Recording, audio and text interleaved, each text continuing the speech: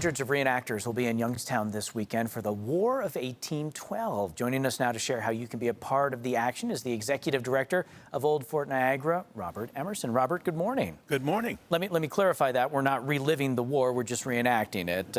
It's been over for quite a while. We were just saying, you know, the War of 1812 is probably the best known forgotten war that we have. A lot of people know the name of it, but they don't remember what it was all about. Right. I mean, the American Revolution, the founding of our country, and then we skip right to the Civil War. Right. And a lot of people have knowledge of those conflicts, but the War of 1812 sits in between, and it was sort of the second war of independence when the United States established itself as a reputable power. Basically saying, hey, you know, British, we beat you the last time. You're not going to push us around this time, you know? Right. The reenactment this weekend, we were also talking about how, you know, schools are just about to get back in session. These reenactments are such a great way to get kids interested in history because they can actually see it as opposed to reading about it, right? Right. It's multi-sensory. It's the sights, it's the sounds. You know, you can really immerse yourself in the time period. It's a lot more impactful than, you know, just listening to somebody lecture or reading about it in a book. Well, and it'll give kids also, well, I should say kids and adults, a chance to learn about something that's really quite significant here. I mean, so much of the fighting in that war was in our area, given the fact that we're so close to the border. Right here on the Niagara frontier. Yeah. It was sort of the cockpit of the conflict. And of course, Baltimore and New Orleans get a lot of attention, but a lot of this history was right here in our backyards.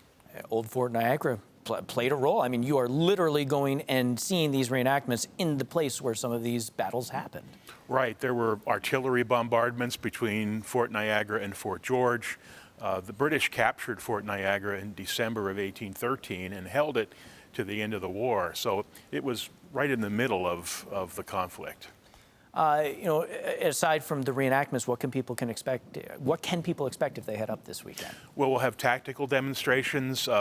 We have ladies' Regency fashions. You know, if you're a Jane Austen fan, this is a chance to learn about women's clothing at that time. We have a hot shot demonstration.